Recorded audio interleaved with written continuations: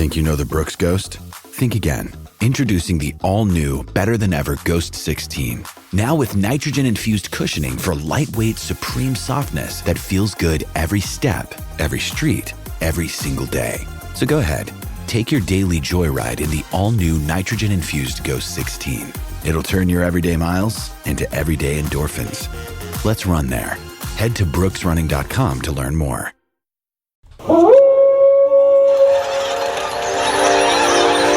News team, assemble!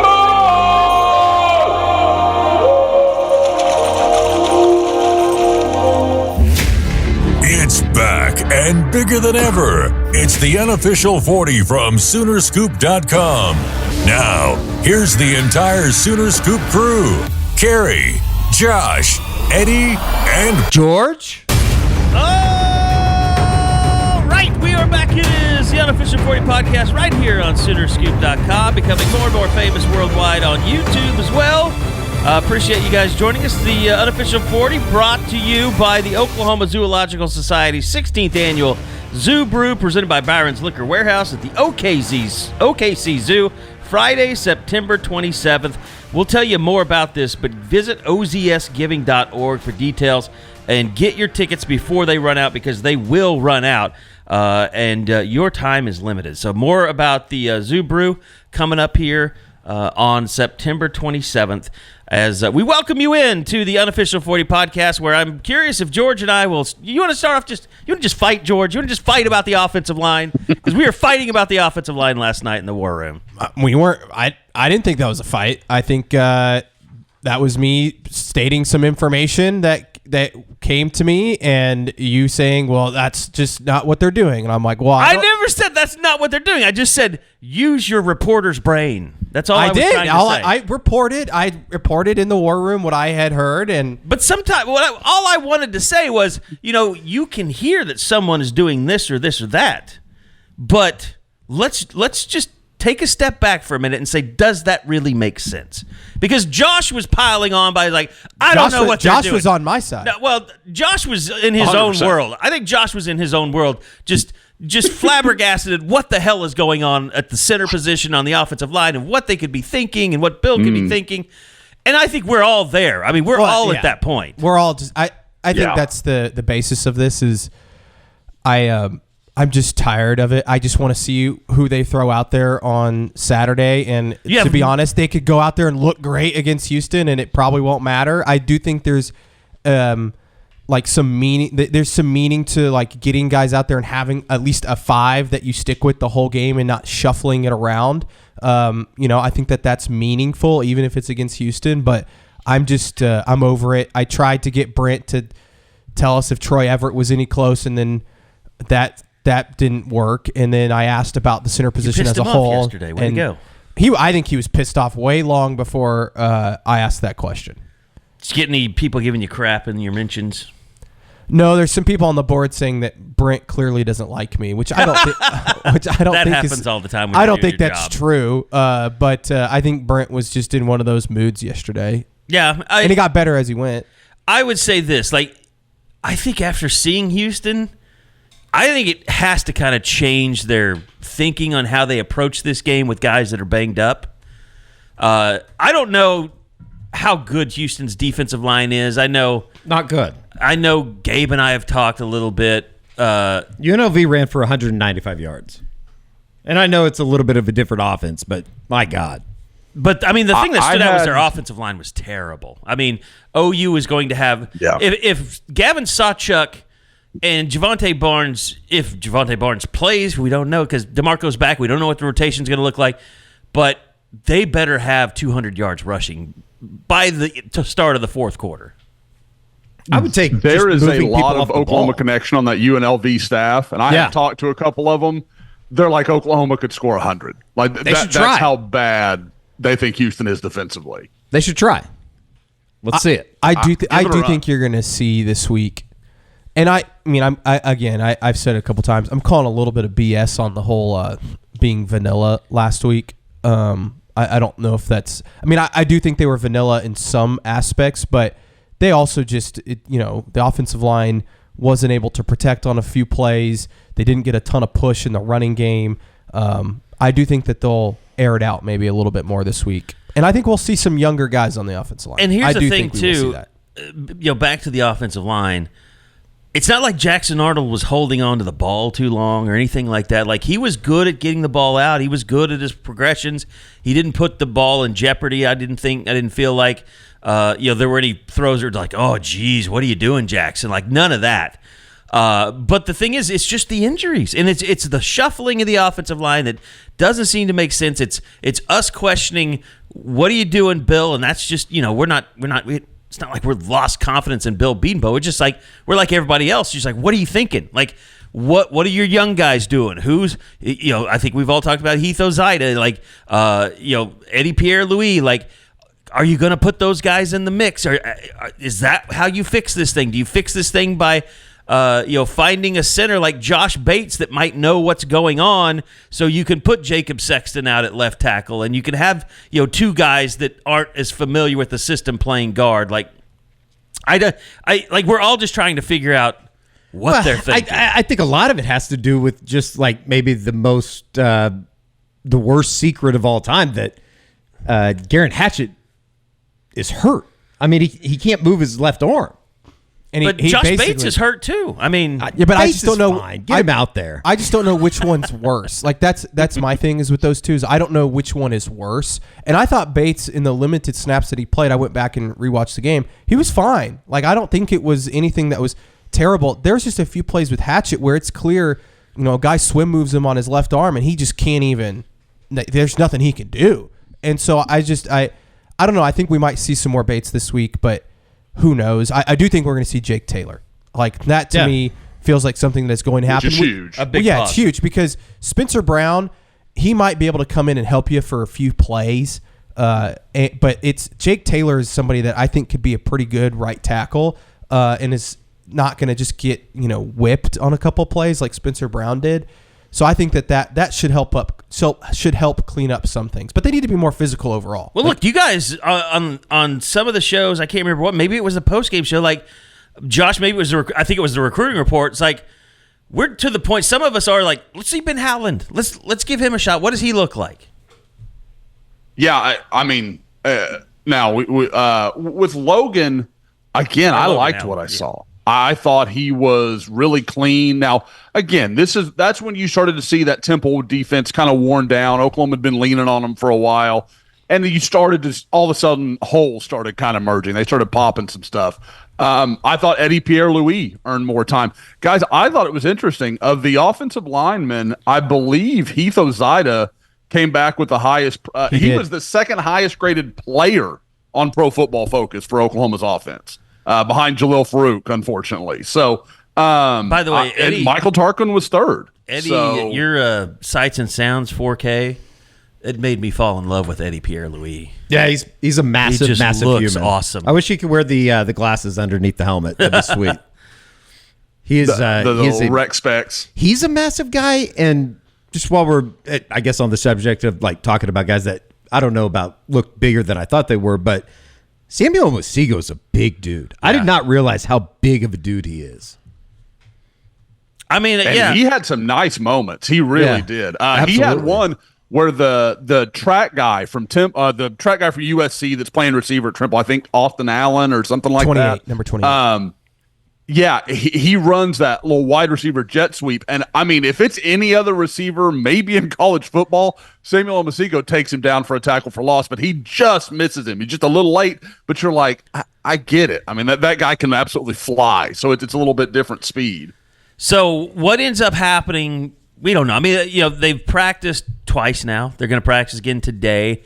Then it'll kind of pare down. But I would say health plays a big issue in this. And you asked about Troy Everett. People I've talked to say that they don't think there's any chance he plays this week. And as you stated, he didn't even suit out last game. That's usually an indication is when you suit out, like Jake Taylor suited out. He went through warm-ups. Yep. But Troy Everett didn't do any of that. Yeah, they're going to need to get him onto the practice field to begin with, and then maybe we'll talk about him getting out there. Because, his injury was a knee injury. I don't know exactly what kind of knee injury. I don't believe it was like a torn ACL. But I think it was like a pretty serious hyperextension. I'm not sure, but I know he's been running. They've had him running, doing some lateral stuff during practice, but he's not taking hits or anything. My question to Brent was more, I was hoping he'd be like maybe in a couple weeks and all of a sudden he's back for the Tennessee game, because I just don't know what the status of Hickman is. I know he said that on his coach's show, Brent did, that he looked remarkably good on Monday. I don't know how that's possible in terms of having a high ankle sprain. Like, I don't think he was practicing Monday. Maybe he was moving around out there. You're saying medical miracle is what you're saying. Yeah, like I don't know, like, and it's so hard to tell with Brent because he's just so, like, you ask him an injury question and like what comes out of his mouth is just random. Well, sometimes he's good with it. He'll tell you what the injury is, but if anything further than like availability statuses, he doesn't usually like the Nick Anderson stuff. I feel like it's gone from he'll be available next week to sooner rather than later to we'll see if he's ready to go. Yeah. So I'm just like, again, what is it? It's Houston, so it's like, sure. If guys are banged up and you've been holding them out because they've been banged up, is it worth it? Having them play versus give them another week off, knowing that they'll be fully healthy when you take on Tulane, that you're probably really going to need him. Versus, like I said, Houston. It's a ramp up. It's like each game is getting a little bit better. I really won't be concerned until Nick Anderson. If he were not to play against Tulane, I'd be a little concerned because I don't know if you want to just throw him to the Wolves and have his first game of the year be against. And I will tell you this: as far as Nick Anderson is concerned, we have pretty good authority that it's nothing serious. Yeah. So I'm not worried about I bet he suits up this week, and he could play. It would not shock me if he played, but I bet he definitely suits up this week. All right, we're going to get more into the receivers, but offensive line, we're trying to figure it out. We're trying to see what Bill Bedenbaugh is seeing, and for that we often need Eddie Radosevich because we all know that he has perfect vision. Well, I'm also a great offensive lineman. PC North shout out. Played with the Heisman Trophy winner. No big deal. Well, I was on the team. Didn't really play. Enjoy Vision is the best laser vision center in Oklahoma City. It's not even close. The combination of mind-blowing technology, experienced eyeball surgeons, and exceptional patient care was life-changing for me. What the fine folks at Enjoy are doing for the Unofficial 40 listener, they're giving $400 off LASIK. All you got to do is go to enjoywithme.com. That is the letter NJOY withme.com and use the promo code U40 if you are so inclined and so interested in getting a couple of volumes. It's not a bad deal. Enjoy Vision. This is where you LASIK. In fairness, Eddie, I will say the year after you left, Josh remembers this well. Yeah, they dropped off. They didn't have me in the locker room. We were all ready to see Sam Bradford as a senior, and all we saw was him running for his life every game. Yeah, that's a fact. We had a good offensive I don't line. think we've rehashed this before. I don't think an eventual number one quarterback's ever played behind a worse offensive line. And I know you know those guys, Eddie, and I don't mean to shit on them, but man, that was great. Hard to watch. It was a very senior-led group my senior year, and then we left. Mm-hmm. Bunch of them went. I mean, I think all 5 of them went to play some form of college football.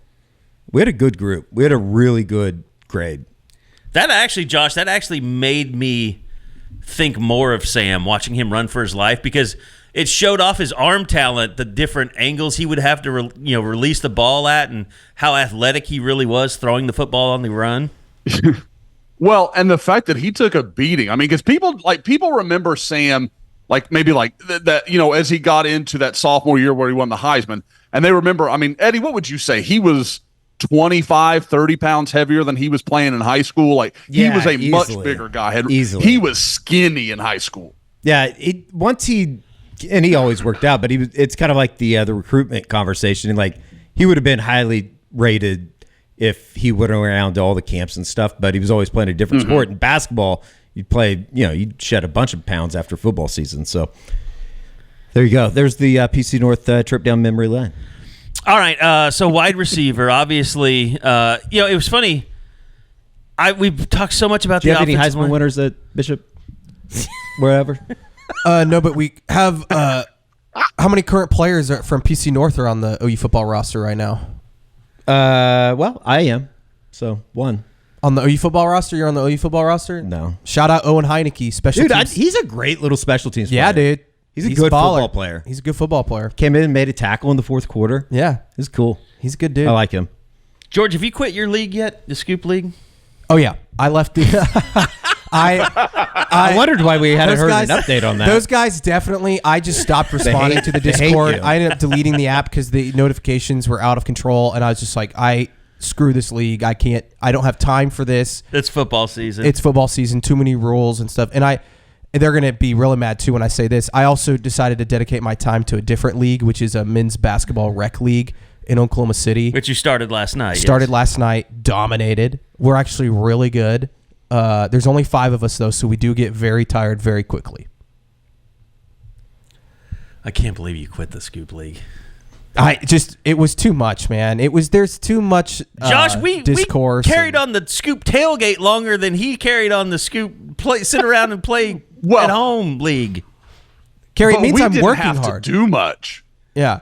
You should be glad I quit. It means it's crazy that you guys did a tailgate. I can't imagine organizing a tailgate. Very bad. Eventually, it turned into Like Gernansky was the guy that made it run. I mean, he deserves all the credit in the world. It was just down 100%. On. It was down 100%. South of Lindsay, right? On Jenkins. It was it moved around, but it was mainly on Jenkins. But it went for years, and eventually it turned into very political. People got mad because they felt like they were contributing more than other people. Other people got mad because they felt like they were spending too much money, and then people started charging, and then people got mad, and I went out and sold like a sponsorship and got them TVs and stuff, and the TVs got broken, and it ended up we're like Gurn. I think Gurn was just like at the end he was like he came to us and he was like he thought like he was letting us down. We were like, dude, you've done so much. Like you're a hero at this point. Like you can quit anytime you want. Yes. And so eventually he went on it for at least 2 more years than he should have. Yes. I think the introduction of offering abortions at tailgates too was a step over the line. Jesus. All right, wide receivers. People keep asking me like, okay, where do they go next? And it's easy to say, okay, Nick Anderson's coming back eventually, that'll help, but there really aren't a ton of answers. I mean, there's players, there are people on the roster. I thought Jaquez Petaway, guys like that, but there's so many unknowns about whether it's now. Are we at Josh? Was it Raggins when he was being recruited or Reagans? I always thought it was Raggins, but Brent's referred to him as. Then Reagans I heard, before. and I was like, did I have that wrong all along? Like, and I mean.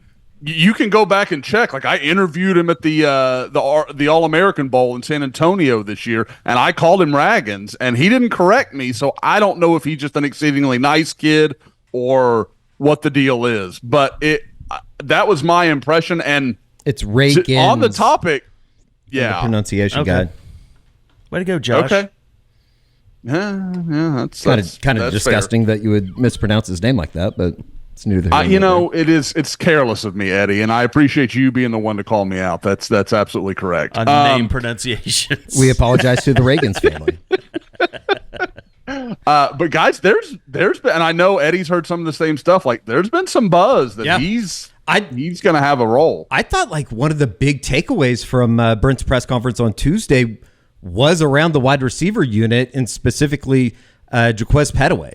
I think that's really encouraging if you came out of the opener against Temple and were wondering where the hell he was all night, especially when Jalil had his injury so early in the game. But if they didn't know if he was going to be available with a hamstring situation and he's basically back to full strength or whatever you want to call it now, I think that's a really kind of small development that I'm looking forward to on Saturday night. I think it's interesting. I'm looking at the roster. And I think Petaway and Reagans are 2 guys that you could see step up and play quite a bit, especially Reagans. I think his speed is something they really like, but these aren't very big guys. No. And I think we also we're forgetting, like, obviously Jaden Gibson was a big guy. We all know that. Farouk was 6'1", 210. Like, he wasn't a small receiver out there. So they need, and you talk about, like, I think Brennan Thompson's still going to get opportunities. All those guys, Deion Burks, like, they're all not very big guys. They need obviously Nick Anderson and Andrell Anthony, but they could really use a Zion Kearney or an Ivan Carrion to really step up too. Or at least one. I told Eddie on the show the other day, if they can just get one of those freshman wide receivers to be a guy this year, and when I say be a guy, I mean contribute 300, 400 receiving yards and maybe a couple touchdowns or something, that would be huge. They don't need all of them, but if they could get one of them to be a guy and then Andrell be 80% of what he was a year ago, I think you'll be fine at receiver. You've mentioned it, Josh. Do you have the PFF snaps for the receivers to pull up? Because I have them. Because I think that's important, because I know Carrion got stuff. I don't know how much. Carrion got 8. There was a lot of 8s and a lot of 9s. So of all those young guys, what did everybody get? Carrion got 8. Kearney got 14. Reagan's got 14. Petaway got 11. And I'm missing, who's the other one? Did Daniels play? No. KJ Daniels? I don't think he did. And I will say, just briefly, as you're getting used to these receivers, I know a lot of OU fans are just familiarizing themselves with these guys. The guy that is the most physically similar to Jalil Farouk is Zion Kearney. Big, physical, broad guy, got speed to stretch the field. Obviously young and not as developed and all that stuff. But if you were going to talk about a guy who kind of fits that role, I would say it's Kearney. But again, it's like, which of those guys does Jackson Arnold trust? Who does he feel comfortable throwing to? That's the stuff. And maybe Houston is the perfect game for this team right now, receiver, offensively, because he can develop some relationships with those guys. You got 2 weeks. And I think as much, pressure was being placed on somebody like a J.J. Hester, it's even more so now, particularly with the injury to Farouk on top of just his first game. I mean, you can't drop some of the balls that he dropped on Friday night. I'm going to give him a little bit of leeway and say he's going to get another chance. He's going to have another opportunity over the next couple of weeks. But if that persists, you got to move on. You got to find somebody else. Here's the thing, too. I said this the other day as well, that last year they only really played, after Andrell Anthony got hurt, they really only played 3 guys at receiver, and it was Farouk, Stoops, and Anderson. Now, Gibson got some time. He rotated in. Obviously, Anthony early in the year was a big part of the offense, but I'm looking at the snap counts from a year ago at wide receiver, and Nick Anderson, Farouk, and Stoops all had over 600 snaps. The next closest in snaps was Andrell Anthony at 290, and then Jaden Gibson at 232. Everyone else at receiver is under 100 snaps a year ago. So you are going to have only about 5 guys. And if you think that Andrell's going to be one of them, obviously Deion Burks is probably going to be the highest of the 5. And then Nick Anderson, you need 2 more guys. And whether that's a J.J. Hester, if he can, look, he's going to get more opportunities. Like Eddie said, Brennan Thompson's going to continue to get more opportunities. But if a couple of these freshmen can step up too, that's what you're looking at. You're not going to see them play. I think last week they played 9 or 10 guys at receiver. That's not going to happen every single week. So these next couple weeks, I think they're going to try and give some of these other guys some chances to get into that kind of group of 5 in terms of rotating the receiver room.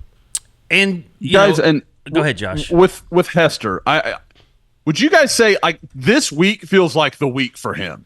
Because he has, it doesn't even have to be as bad as last week, but if he doesn't do anything meaningful against Tulane, you've got to start locking in the rotations. You've got to know offensive line, receiver, everywhere, just everywhere on the field. You're going to have less of, the freshman got in the first quarter if he hasn't done anything to date. Like, that's not going to keep happening.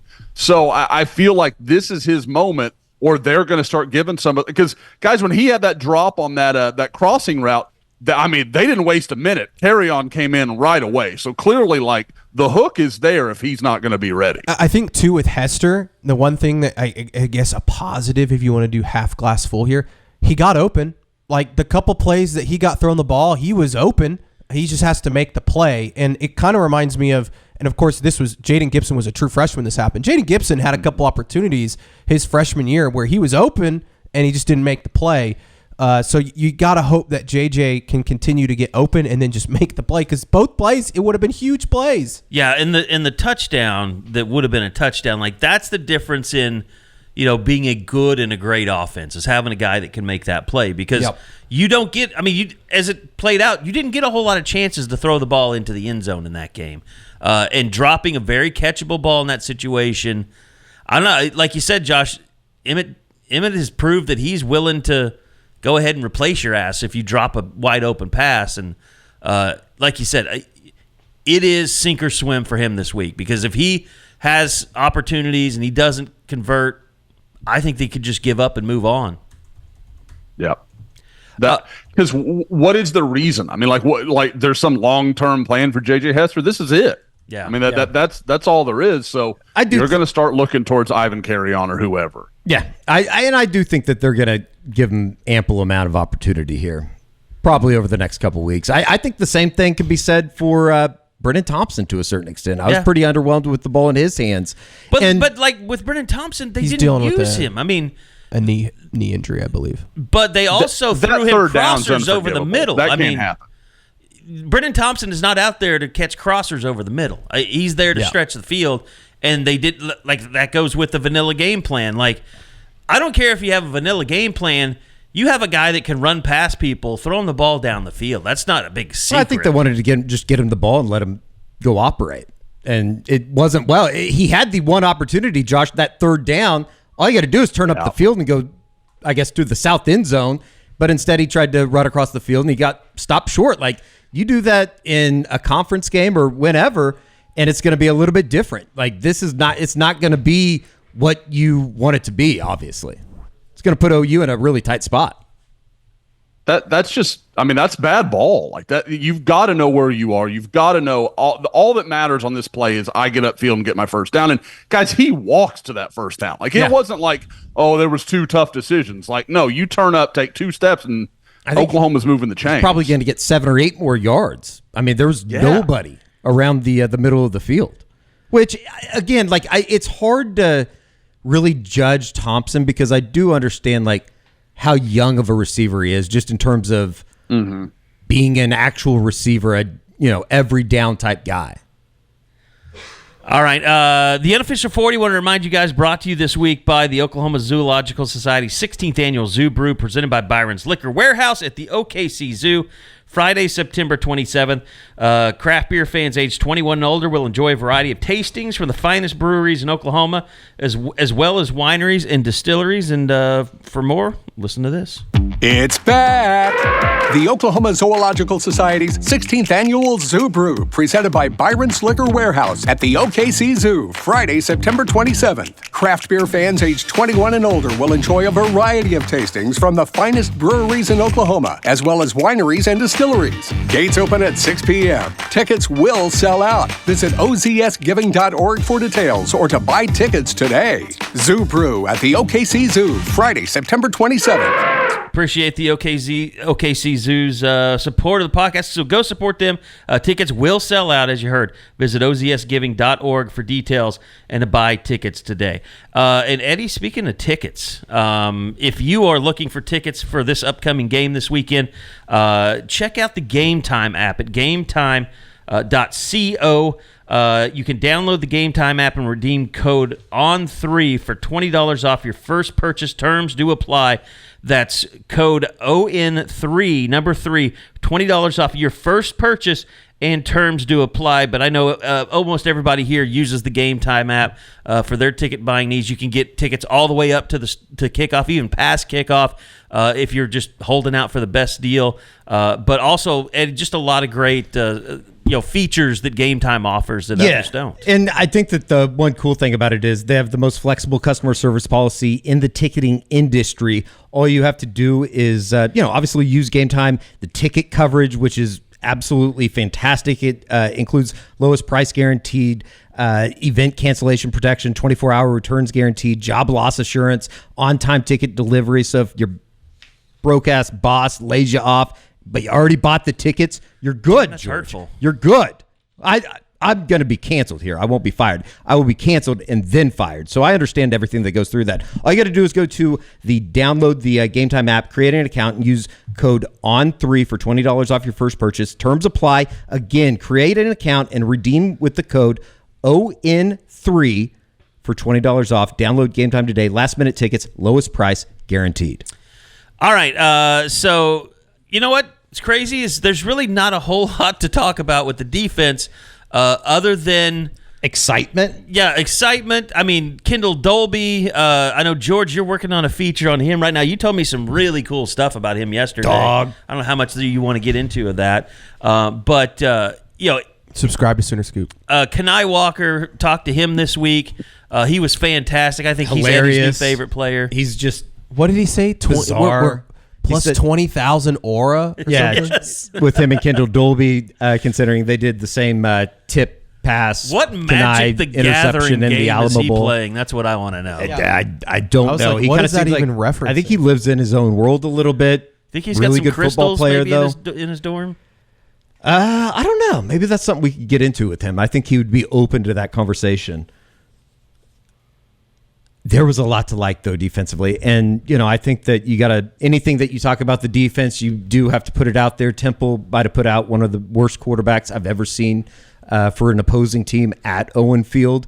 But with that said, they dominated. And I think that's the side of the, I guess, column or whatever that you did want to see. You wanted to see them go out and dominate a team. And I thought, just particular players, or specifically some players that really played well, I thought Grayson Halton was excellent.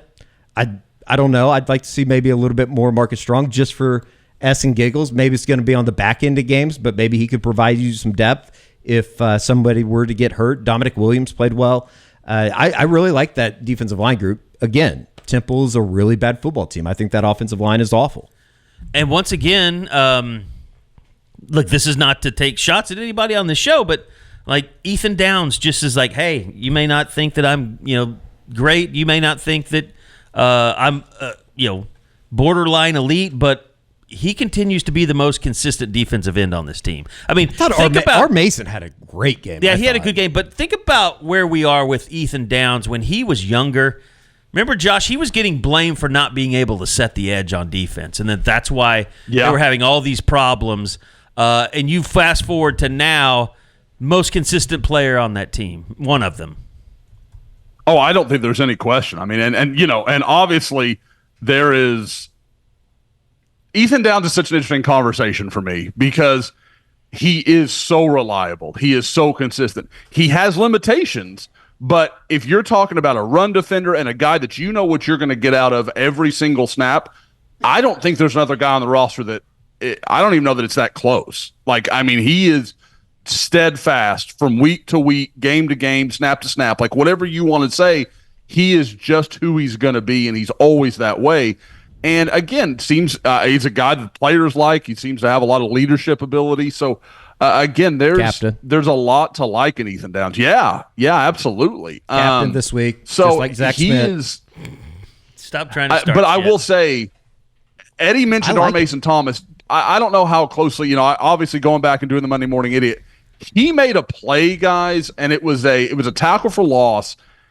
He got into the backfield so quickly that the pulling guard wasn't able to get a hand on him. This guy is in full motion running up the line of scrimmage, and he can't even get to him because they're trying to run the quarterback, and there's no prayer. R. Mason Thomas is there so quickly that the counter just gets blown up and the guy has to cut inside. I thought that was the guy we've heard about. That we've heard, oh man, if this guy ever stays healthy and all this sort of thing, I thought he did some stuff on tape that really flashed. I have a question for you, Josh. I got this question a few times in my mailbag this week. Any concerns about PJ just yet? I think, you have to be, because he's a 5-star. Year one, we all knew, there was going to be growing pains and he was very raw and all those sort of things. But now in year two, you're okay, now it's time to make that jump. well, you can't make that jump if you're not really on the field. And I mean, I'd have to, I know I've got it in front of me, but I have to buy myself a second here. He wasn't on the field to any huge degree. I mean, like snaps. I saw him. Yeah. And I mean, I thought he played pretty well for what I saw, but did you see any flashes from him where you're like, whoa, okay, that's what it is. Like, give me something to believe in. And I just haven't seen it so far. I thought Trace Ford played a little bit more than maybe I was thinking he would, and I thought he played pretty well. He seemed to have more juice. Yeah, he had than I saw him block past the line of scrimmage. I think in the first quarter, it was a nice play. I mean, like last year, they had him drop back in coverage a lot, kind of as a just what he did. I mean, like they trusted him to kind of drop back and settle in zones. He had the interception against Tulsa, I think it was. But like this game, like I saw him coming off of the edge. He looks good. And it looked impressive. I think he's going to play a lot this year.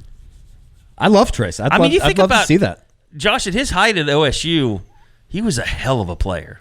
Like he was that guy. Like we were like, how did OU not offer this kid when he came to camp and they sat there and the defensive coordinator stood around and watched him. That's how well he was playing at Oklahoma State before all his injuries. I mean, we talk about obviously Javonte Barnes' situation last year and mentally just not being able to get to that point where he could really let it go. I would think the same, even though he didn't really have any injuries last year. The same could be said for Trace Ford, and especially a guy that I guess in the back of his mind was kind of thinking maybe this is my last little bit of college football, and just not being able to really truly open it up a little bit. And obviously just understanding the defense, the bare minimum of it. Well, and I have a little bit maybe more insight into this because we have him on every week on the Sports Animal. We do it this year too. He was literally terrified of getting hurt again at Oklahoma State, and that's one of the biggest reasons that he left. He just felt like he was snake bitten, and I don't know if it was the way that their recovery team worked with him. I think just he'd had so many injuries there. He was terrified of going back out on a football field, so he needed to transfer. And I think last year for him was just really resetting his brain to realize I can go out there and play football. I'm not going to get hurt. And I think this year he really does believe he can just let it loose and play football. I mean, at least that's the sense I get so far. Long way to go. We're through game one. When it comes to towing, seeing is believing. That's why Chevy Truck's advanced camera technology offers up to 8 available cameras for 14 unique views, so you can focus on the view that really matters. Chevrolet, together let's drive. Learn more about Chevy Trucks at Chevy.com. Safety or driver assistance features are no substitute for the driver's responsibility to operate the vehicle in a safe manner. Read the vehicle owner's manual for important feature limitations and information.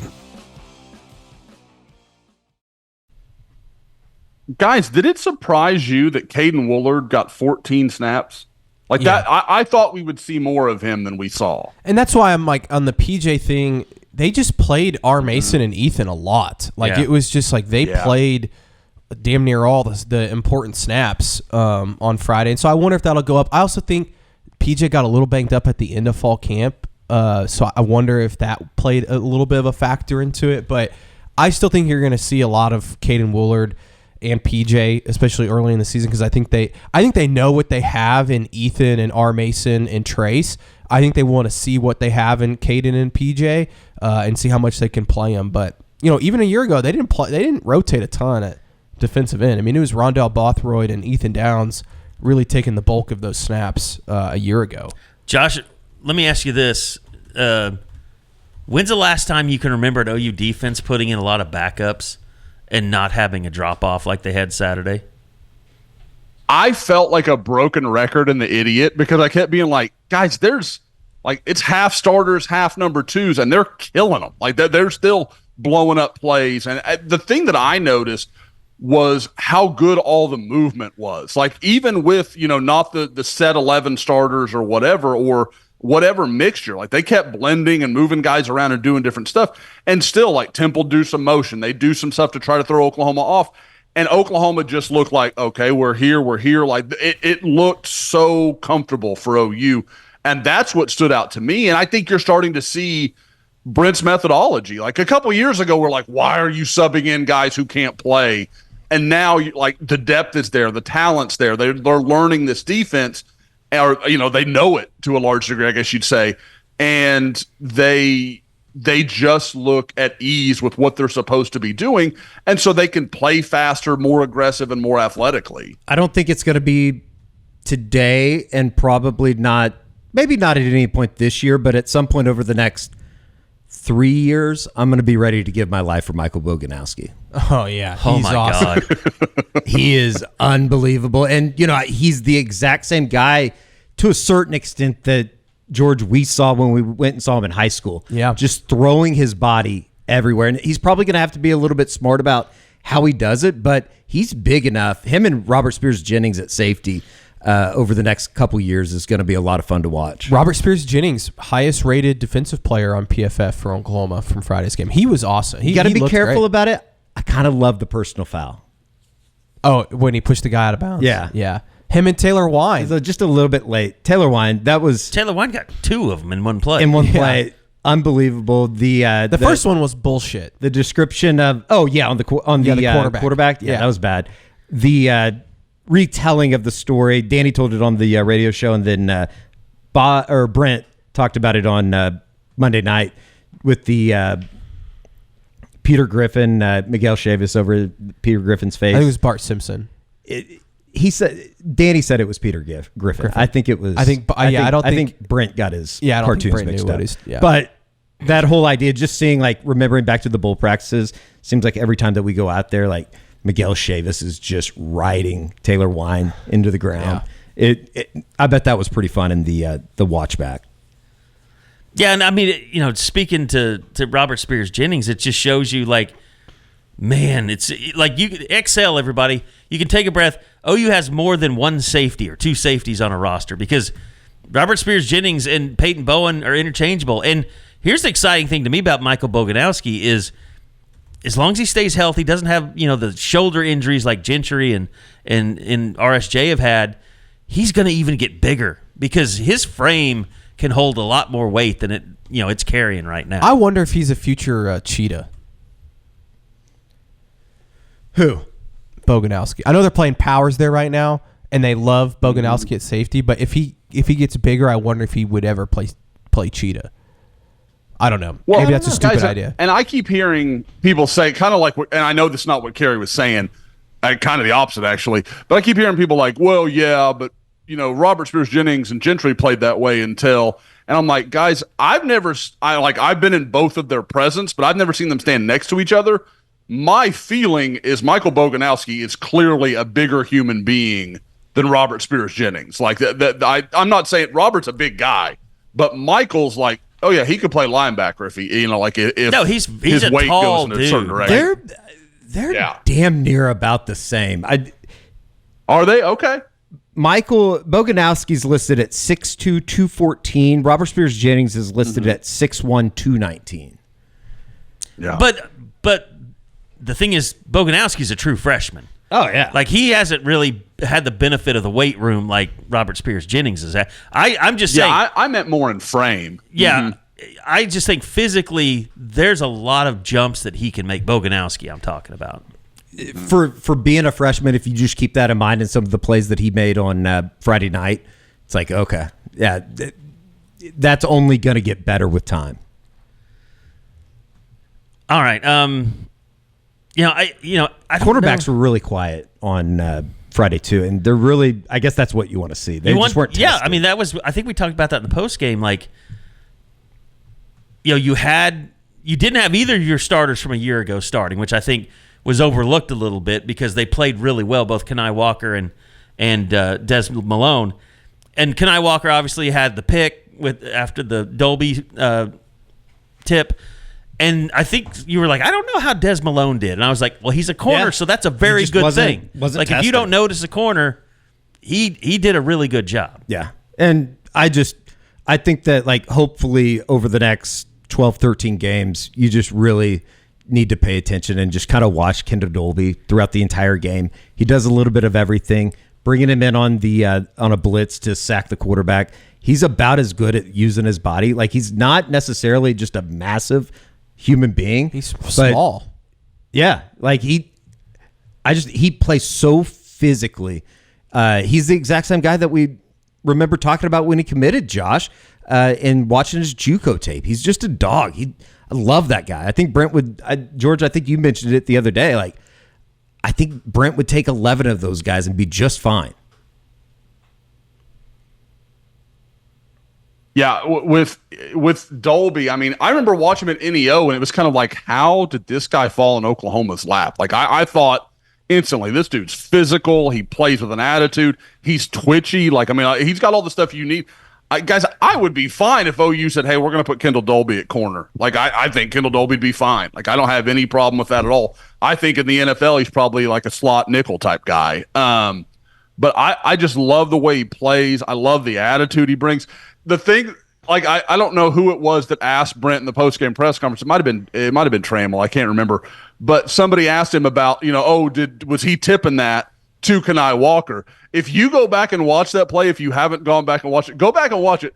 Kendall Dolby is furious that he did not intercept that football. There was nothing about that was like, oh, yeah, here, you have this, Kenai. Like, he didn't even realize Kenai had intercepted it and run down the field because he's slapping his helmet and going bananas thinking he'd missed the opportunity. He's only 5'11", 185. Dolby? Yeah. He's gotten bigger noticeably, though, since last year, I think. Well, this is the roster. From a build standpoint, yes, for sure. I mean, he might be a few more pounds than what it's listed here, but he's not a huge dude. Yeah, I mean, he's a little bit taller than me. But you should go watch his I had to dig around to really find out more about Kendall, just because he was, like Josh said, he really got lost in the weeds. And part of that was his grades weren't great at Springfield High School in Ohio. And I interviewed his high school coach this week, and he just said he got really behind freshman year, like just was not in a great place grade wise, and just was never able to catch up. And then what really got him was his senior year was the COVID year in 2020. Oh, man. And so he really just got lost in the weeds. But he was on a Springfield team that was really, really good. I want to say that his coach said they made the state championship 2 years in a row. I don't know if they won it or not, but he played running back for him, son. Played slot corner. Was just an absolute animal. You like, said watching his high school tape, he was a fun running back, right? Yeah, like he was just super explosive. But you watch his high school tape, and it's just like him just knocking the shit out of dudes, like left and right. Like, it's unbelievable at his size. By the way, I will say this too, though. All the stuff we said about the secondary, that's probably the worst quarterback we're going to see on Owen Field this year. I think he was one of the worst quarterbacks I've ever seen at a home game. He was really bad. He missed some easy We throws. looked it up this morning, like just going back to like 2008-ish. Temple might be one of the worst teams that I've seen play at OU. That's not FCS level. I don't think they're going to. That was a bad operation. I mean, you turn the ball over as many times as they did. And I know that, like, OU was poking the ball out, obviously, but just the lack of ball protection was it was unbelievable. I think after, like, the third fumble, I was just like, okay, this is well, is and over. the one when they could salt the game away at the end and get out without the embarrassment of getting a 50 burger scored on you, and they fumble there. Yeah. And that was a good play. Like, a couple of the plays, like the Billy Bowman forced, or I guess Grayson Halton got the forced fumble on the final one to Billy. But it was unbelievable. Josh, what did you think about Brent's rotation at linebacker? I mean, Danny was the central figure, but he wasn't afraid. I mean, Kip Lewis started. Lewis Carter got a lot of snaps. Kobe McKenzie got a lot of snaps. Really, it was almost like everybody was so grateful that Kanik had that scoop and score on the punt return. Like, that got his name on the scoreboard, but it probably would have been a disappointing night for him otherwise. But they're not afraid, and we kind of thought that going in. Like, Brent likes his linebacking crew. Yeah, and I thought Kanik, for what I think he got about 12, 15 snaps, something like that. Looked good late, yeah. I thought he was pretty solid, actually. I thought he had an okay game for the time he was out there. So I think you had that one play. You had that one play. I think it was Lewis Carter didn't drop, and they threw it over the middle and completed a pass. And because I was thinking of that Kanik play in the spring game, and you could just tell it was the same kind of thing. Like, Carter just didn't get his drop right and let the receiver get behind him. But that was really the only thing that was just glaring. Yeah, again, I thought it was a really clean game from the whole group. And again, like we're talking about, there were some moments where they could have been beaten and the throw isn't where it needs to be, or a receiver drops a ball just frankly because he was probably surprised it got to him. That kind of stuff. That guy being your best option at quarterback, there's no way Stan Drayton's Temple's coach next year. Like, I just don't believe that's possible. I think that was terrible. Everything about him, I saw because I was just doing the ESPN Plus press conference thing the other day in the edit bay, and Stan Drayton's press conference came on. I was like, oh, I got to see this shit show. And it was just like dead man walking. I mean, like, you could tell that season is a lost season already. And he's just like, yeah, we gotta not turn the ball over. We gotta play better. Like, he didn't feel any of it. He's going through the motions. I'm gonna say this, and we'll only bring it up if I'm right, which I probably won't be. Oklahoma will go play Temple next year at Lincoln Financial, and the head coach will be Alex Grinch. Ooh, how fun would that be? Fun. I have no idea. Where's Grinch even at? Wisconsin, right? I bet Jackson Arnold would find that very fun. I don't know. I have no idea. That just popped in my head. The thing with what we're talking about with post-game press conferences, did you feel like Brent Venables was very, very open after the fact about how not seriously they took this game? Now, I want to be careful how I say that. Not that they didn't prepare, not that they didn't do all that stuff, but like, yeah, he was very open about like, yeah, we've got a lot bigger challenges coming. Like, I was like, dang, like, I mean, it was kind of like, yeah, we knew this team was bad. He usually too like talks a lot about the opposing team and like, they did this or that, and there was not a whole lot of that. No. And this whole week, I feel like he's been very complimentary of Willie Fritz, and maybe he doesn't like Stan Drayton. Maybe, I don't know, but I wondered. Yeah, I wouldn't be surprised. I also think he knows how bad they were. Like, and I know Houston's bad, and we've said that. I think there's a lot of respect for Willie Fritz, though. I think Houston would probably beat Temple by several scores. I think, yes, and I think South Dakota State would too. Yeah, it's going to be an interesting week because Tulane plays Kansas State. We're going to learn a lot about them this weekend. Sounds like Mario had a pretty good day in the Tulane opener. Did he? I didn't even realize that. I mean, they played Southeastern Louisiana, and they 73-0 or something like that. I want to say he had like 8 receptions, over 100. Okay. Yeah, Southeastern Louisiana could definitely use Bauer Sharp back. Well, and that's another thing we didn't talk about with receivers. Like, Bauer Sharp could be such a bigger part of the game plan than he was. Yeah, he just needs to remember when he needs to be out there for special teams. Or just take him off. Like, can Cade McIntyre not get in there to block? How about Cade McIntyre? He played quite a bit. Yeah. I think he looks good. Yeah. Like, physically, he looks really good. And I think we're going to see more Caden Helms. I think Caden Helms and Andrel Anthony are in the same category of they're really easing both of those guys. Needing to come back a little bit. Yeah. But I think they're going to use the tight ends a lot. I think the tight end group, they really like them. And especially when you're limited at receiver, I think you're going to see some more 2 tight end sets. And I also think you're going to see more 2 back sets where maybe Tatum is playing in the slot a little bit, or you motion him out wide or something. I think that they feel like they have a lot of really good skill players at tight end and running back. Well, coming up this weekend, Houston, you're going to see former Texas Tech quarterback Donovan Smith. I watched Willie Fritz's press conference, and he assured everybody they're sticking with him. You're going to see a lot of rollouts because that offensive line, they're going to move the pocket, and I'm sure Brent Venables is going to account for that. But I watched their game against UNLV. It was a lot of screen game, a lot of short passes, not much down the field. OU's going to have to fly around from sideline to sideline, which they're more than capable of doing. But I don't know that Donovan Smith's a capable quarterback, but with that offensive line, it's going to be hard for anybody. But that's kind of what you're facing if you're Oklahoma this weekend, a team with a really struggling offensive line, with a quarterback that's capable but just doesn't have the weapons.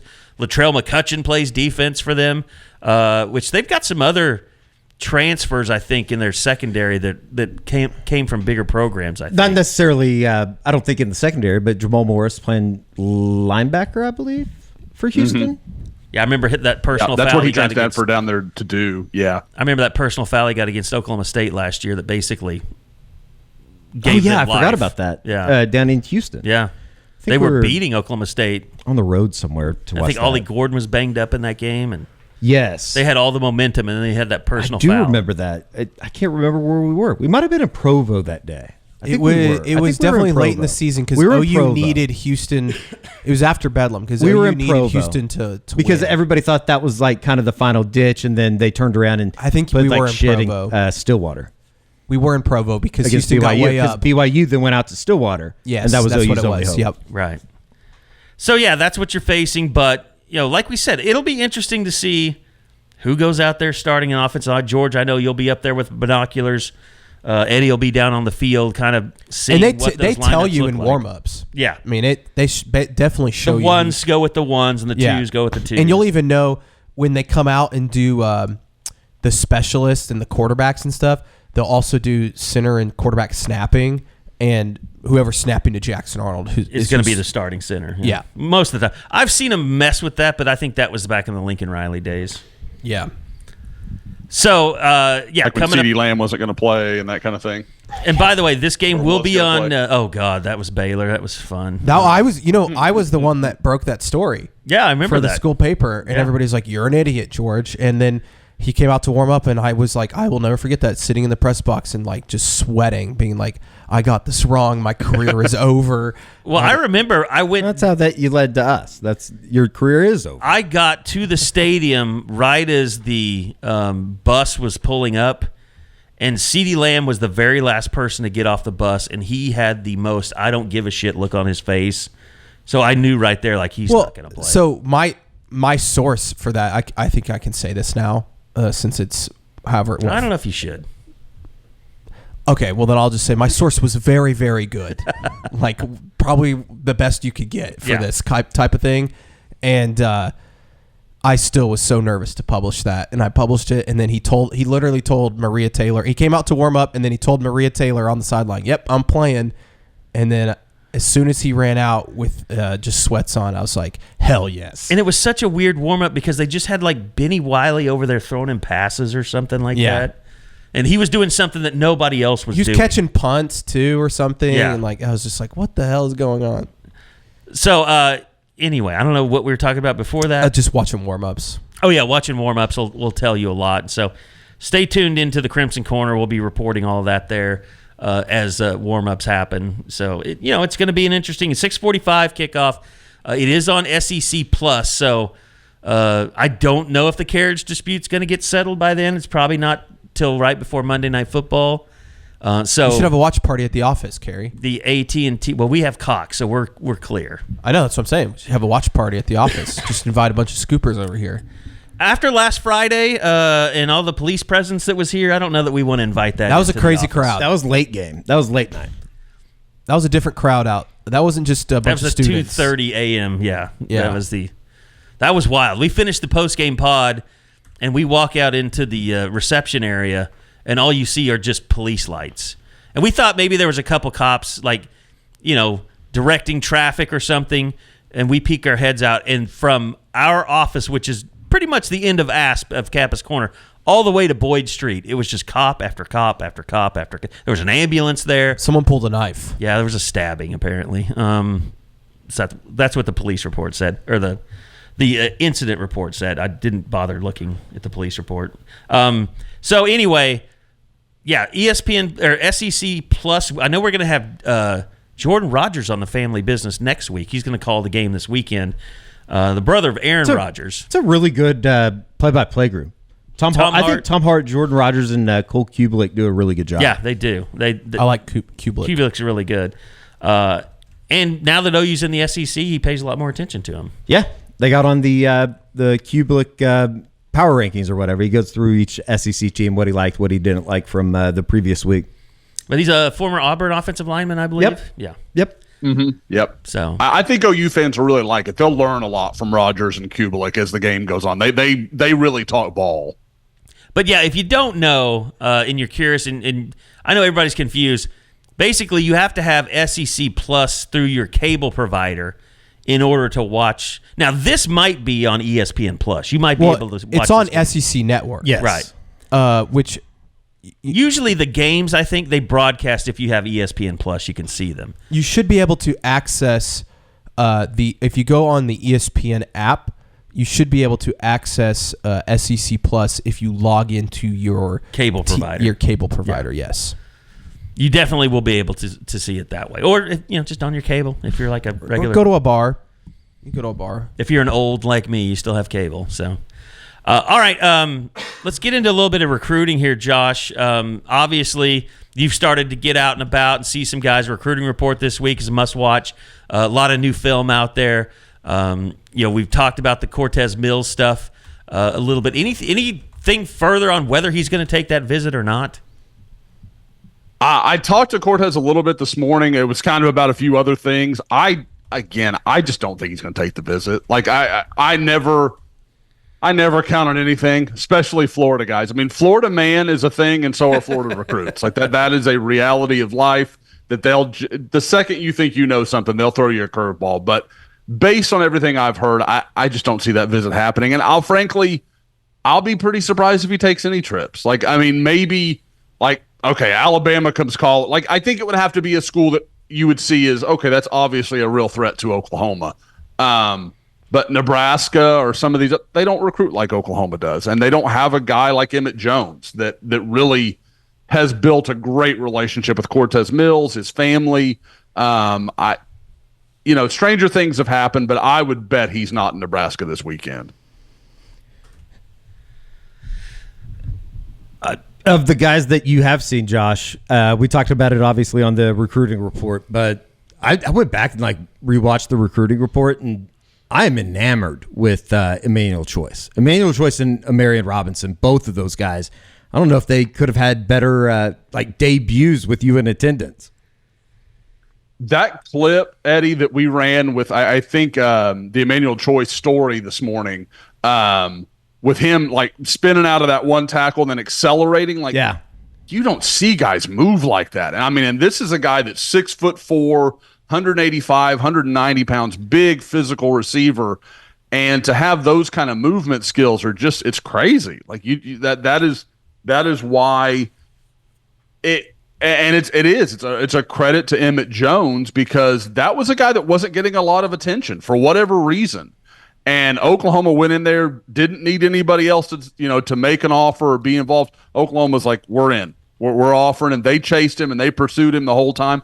And I think it always carried a lot of value to him that Oklahoma believed when maybe some others didn't. And that, again, a big part of his decision. So I like a lot of what he brings. He's such a contrast to some of the other guys in the class that are, either smaller or, pure slot type guys like a Grayson Harris or somebody like that. So you get a lot of versatility in how that group's going to be used. But I loved him. And a Marion Robinson, I had seen Manny Choice at some camps and stuff. I'd had a chance it was my first chance to watch a Marion, and he's great. I feel terrible, and he was giving me a hard time about it, that the one play I missed was a pick six. That literally just happened to be moving my camera around in my hand, and he picks the ball off. But he's so instinctual. He's so smart. We talked about it on the recruiting report, and for those that haven't watched, go watch, and you can hear me talking about this stuff as the highlights are playing. But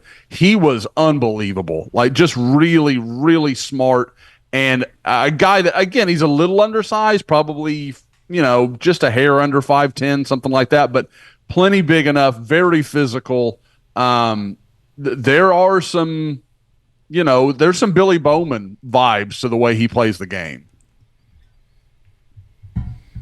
All right, anything just brewing out there? I know you've had everything's pretty quiet on Andrew Babalola, but I don't know, anything out there just brewing wise in terms of maybe guys. I don't know if you've ever checked in more on the Bacard stuff, if anything's going on there.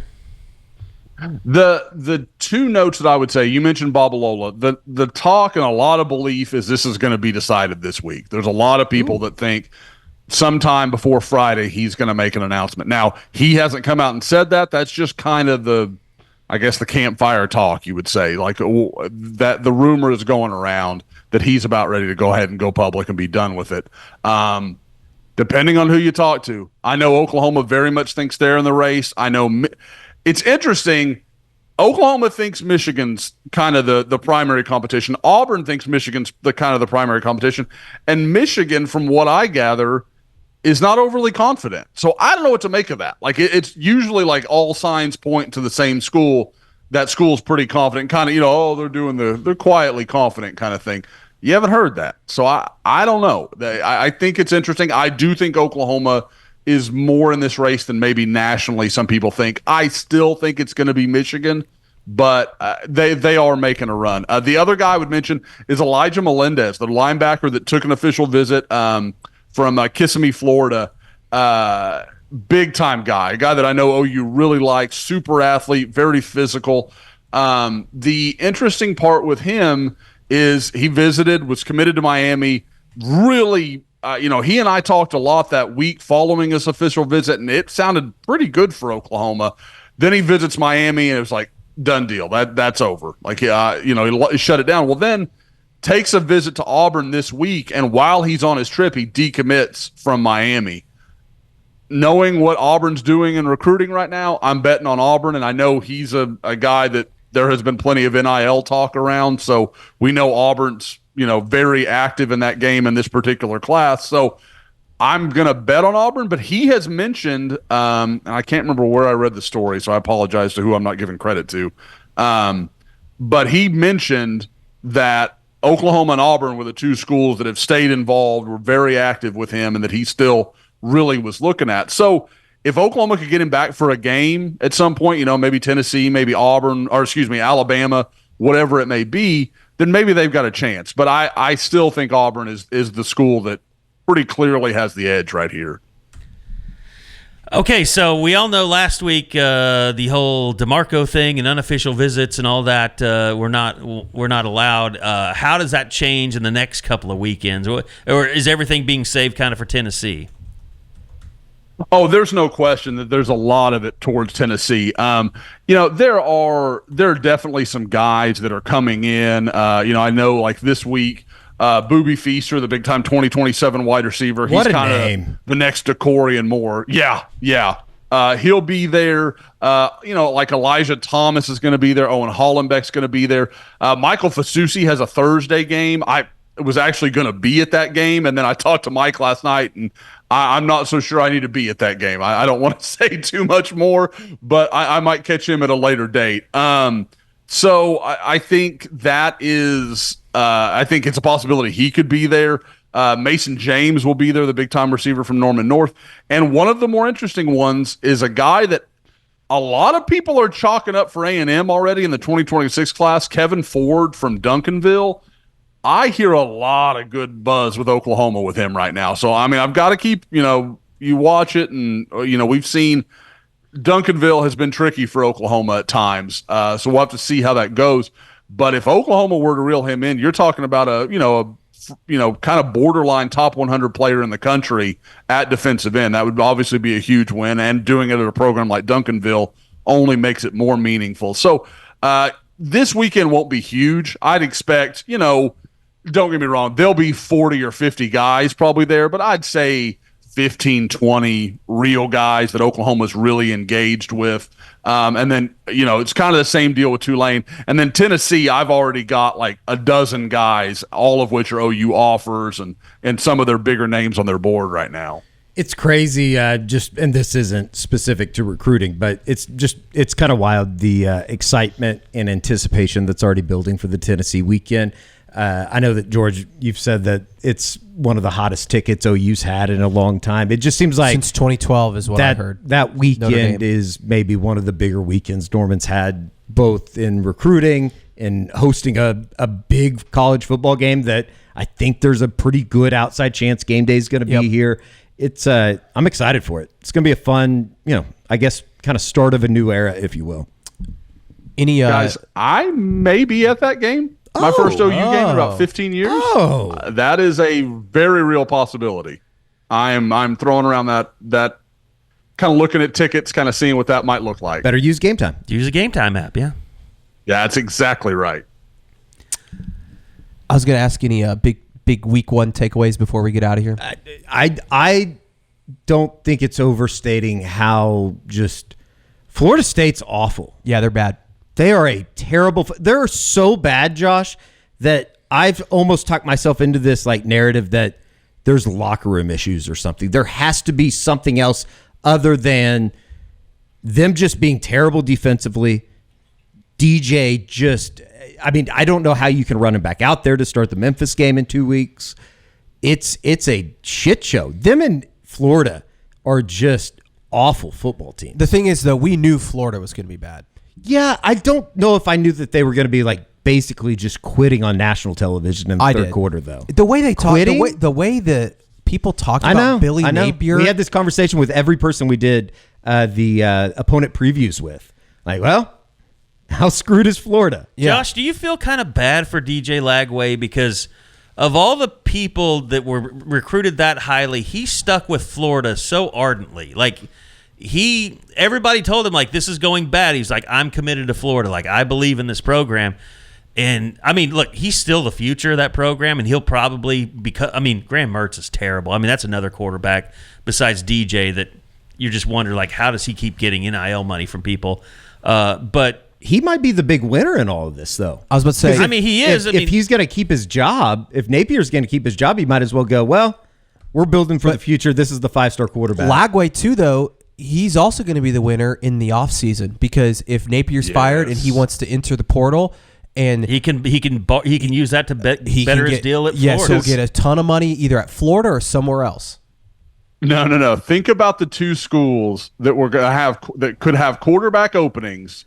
Texas A&M, where he's from about 30 minutes away, and Miami. Those two schools could get into a damn bidding war for this kid, and he's going to make a gaggle of money if he looks even remotely functional this year. What'd you think of Wegman? That was pretty disappointing because I know that he was a guy that we both loved out of high school. The tape you sent back when he threw for like 7 touchdowns in high school. And he looked good before he got hurt, too. Yeah, last year. They were not good. That was terrible. And I mean, and don't get me wrong, Notre Dame has one of the best secondaries in the country. But there were throws. It wasn't just like, oh, that pass got broken up or that coverage was tighter. Like, he just missed open guys. And you're like, I don't know what's happening here. And I know he made some comment. I think it was on TexAgs where they're talking about, his footwork was off or something like that. And you're like, well, why is that the case? Because I've seen Connor play a couple of games, high school games in his life, and I've seen him play in college, and I thought the guy was going to be a breakout star in the SEC. I wasn't quite as high on him as Nussmeier and what I thought he was going to do for LSU, but I thought it was pretty comparable. I thought they could be similar levels of players. My takeaway is that, and this is not a bold take, I don't think. I think everybody is playing for second. Just watching Georgia. And I just really thought coming into this year, I was like, there's a few teams that could maybe compete with them. Like Oregon was underwhelming this weekend, but I still think they're a decent a really good football team. Yeah. Ohio State was kind of underwhelming, but you watch Georgia and you're like, nobody else has dudes like this. That was always my thing. Like, you kept hearing people talk about Ohio State, and you're like, Will Howard is going to outplay Carson Beck when it comes down to it. I don't believe that. I just don't believe it for a second. No way. And I watched some of the Bama game. They kind of got off to a slow start offensively, and the defense really made a lot of huge plays in that game. And then Milroe really kind of got going late. So it's going to be interesting to see that offense evolve, with DeBoer and Milroe, and because I think Milroe is a really good, at least a deep ball passer, and just what he can do with his legs and how they're going to marry that all together. Like, he can. I'm not saying Michael Penix had a great season last year, but I think Milroe is a very similar player, better runner, obviously. Probably not quite as good a passer, but I think Alabama is still. They're up there high on my list. Yeah, no, I think they can compete too. USC, I thought had, people don't want to hear this, but I thought it was one of the biggest wins. It was a great win. Mm-hmm. It's not stupid. It's not sacrilege to say that Lincoln Riley is a really good offensive coordinator. He really was. And the thing that I took from watching that USC game is, Caleb Williams, he was basically drawing up every play in the dirt. he could just do whatever he wanted to do, run around. It didn't matter what Lincoln Riley called. He was going to make a play, get out of the pocket, find somebody down the field. His receivers worked really well with him. But watching, is it Miller Moss? Yep. Watching him just stand back in the pocket and execute the plays that Lincoln was calling, it was almost like I forgot what that looked like. He was really good. And I think he's one of those guys that I kind of question, like, oh, you didn't get your guys, so are you just defaulting? I thought he was impressive. That's now 2 games in a row, Good going back to last decision maker. season. Yeah. Yeah. Now, if it they helps can play- when you have wide receivers that made some unbelievable grabs. Yeah. And it also helps when your defense, I don't think their defense is great. It may not even be good, but it's competent. Yeah. And they actually They kept people in front of them, tackled. Yeah. Like, I think that if they can do that, if USC can do that, they're going to win. I'm not saying they're going to go win the Big Ten, but they could probably go win 9 games this year. All that said, LSU had a chance to put them away. Yeah. And just did. I think Brian Kelly's in trouble. Oh, yeah. I mean, I think he's not like, he's on the hot seat. I think he could get fired midway through the season. I think it'd have to go really poorly. Yeah, it'd have to go really bad. I don't think he'll get fired, but if you told me OU's playing them, and this is why I kept saying I think OU can win that game at the end of the year. If you told me that LSU is walking into that game and they're like 7-4 or 6-5, that would not shock me at all. Like, I feel like that thing could fall apart quickly. And I don't know if you guys saw it. I sent you breaking news during the pod. Emory Jones, their star running back. Yeah, I saw that. Retore his ACL. Oh, that's terrible. Yeah. Well, and here's the thing. LSU's got it pretty easy now. They play Nicholls State. They play South Carolina, UCLA, South Alabama before they play Ole Miss. So, I mean, and then it gets tough for them, from Ole Miss on because they have A&M, Alabama. I think Ole Miss might try to score 80 points every week for the next 6 weeks, or I guess the next 5 But, weeks. I mean, it's kind of like the Dabo stuff. It's like Brian Kelly is just making poor decisions when dealing with the media and the public and the NIL stuff. He looks like a guy that doesn't get it, which, when you're not winning on the field, then it draws more criticism. But like Dabo, the stuff he said after the game, it just comes off as talking down to the fans when he's like, Billy Napier made the same mistake with the basement comments.